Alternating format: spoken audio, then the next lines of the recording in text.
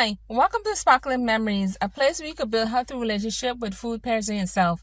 And today we're going to make some stuffed salmon fillets. So let's go ahead and get started. So we have the basics. You have the water.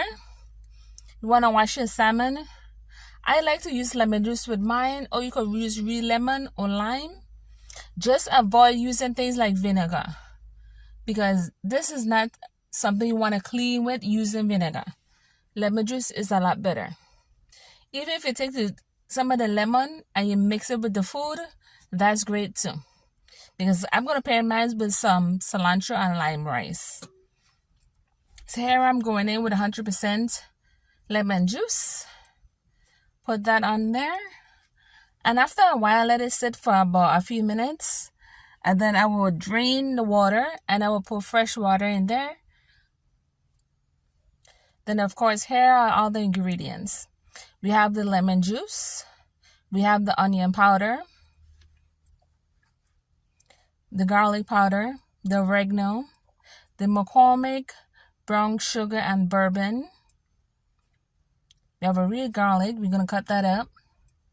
Then we have some smooth Kentucky bourbon sauce. Let's not forget about the honey. So, this is my trusted custom board that I've been using for so long. And of course, I have to have a blade so I can cut it in order to fill it.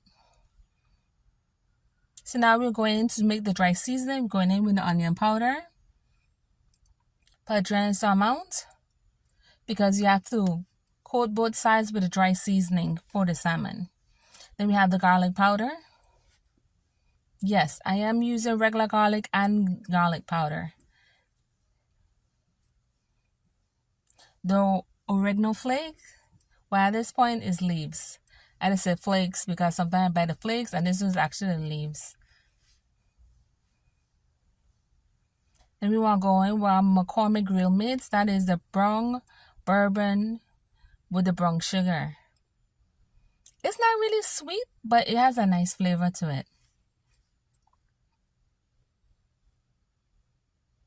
So that's the dry seasoning. So now we go on to making the sauce that's going to caramelize onto the salmon. Of course, I like to put it in as the last part. I don't like to put it in after putting a dry rub, because, it gets sticky. And when it's sticky afterwards, not before. Because if it's in the pot before, it's going to burn with all the sugar. So that's the bourbon sauce. We're going in with some honey. I actually season mine. So I put in some onion, some garlic powder. I put in another McCormick, the chipotle and roasted garlic one, with my barbecue sauce. So here we have the salmon. We're actually going to dry it off. Do it as much as possible. I use my Bounty paper towel and get it done. Whichever paper towel you use, that's fine, as long as you get it as dry as possible. So you want to make sure you get all that moistness out, because we're putting on a dry rub on it right now. It just takes a moment. See, now I have the seasonings. So let's go ahead and start putting that onto the salmon. Make sure it's completely covered, because the salmon is very long at this point. But since I'm going to fill it, I'm going to put it on the biggest part of the salmon. And the thin part, like towards the ending of the salmon, I'm going to fold it over. So when you see the salmon, it's going to be a lot smaller than when I first started. Because when it's so thin like that, I don't want to put the filling all below there, because it's super thin at the end. And then the front is a lot more space, so you can cut and fill it.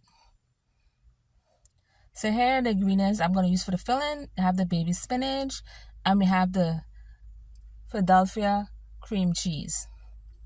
I didn't even use a whole pack, because the one I purchased had a 2-pack.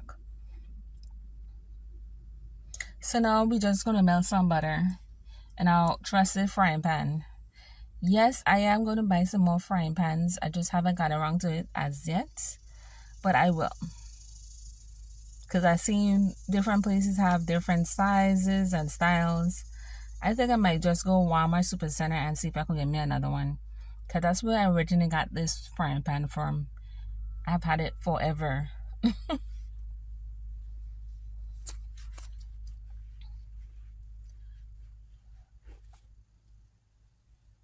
Now, a lot of people are saying you need to brown your butter, but I don't do all of that extra stuff because it's like, it's so extra. And I really don't want to do so much extra. I want my recipes to be simple. So when you guys do it, it's not something super complicated. It is straight, direct, and to the point, and it tastes good. I'm going in here with my garlic. They're not mace, but some of them are big, some of them are small. See, this is my folded salmon. I already stuffed this, so let me show you inside. That's with the cream cheese and the spinach. And I also season that, so it's not just plain cream cheese and the spinach inside. You put your little seasoning on that too. Because remember, inside the salmon, when you cut it, don't have a seasoning inside. It's just the outside of the salmon have the seasoning, not the inside. That's why I put seasoning in the filling. I know you're not going to over season it if you do this.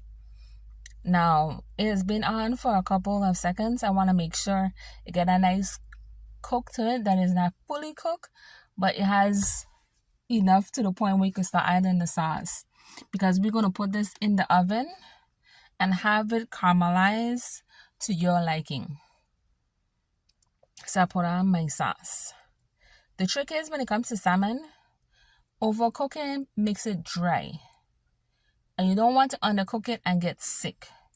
So your best option is to check the color on the sides of the salmon to see whether or not it's fully cooked. And here I am putting the sauce, because sometimes when you do it like this and you put the sauce on the top, the bottom don't really have sauce. So I want some remaining sauce in the frying pan. And I also added my extra pieces of cream cheese into that. Now I put that on for a good 5 to about 10 minutes, all depending on your temperature, because I did mine at 350. So I only did it for about 7 minutes. Till next time, it's sitting around for sparkling memories. Bye-bye.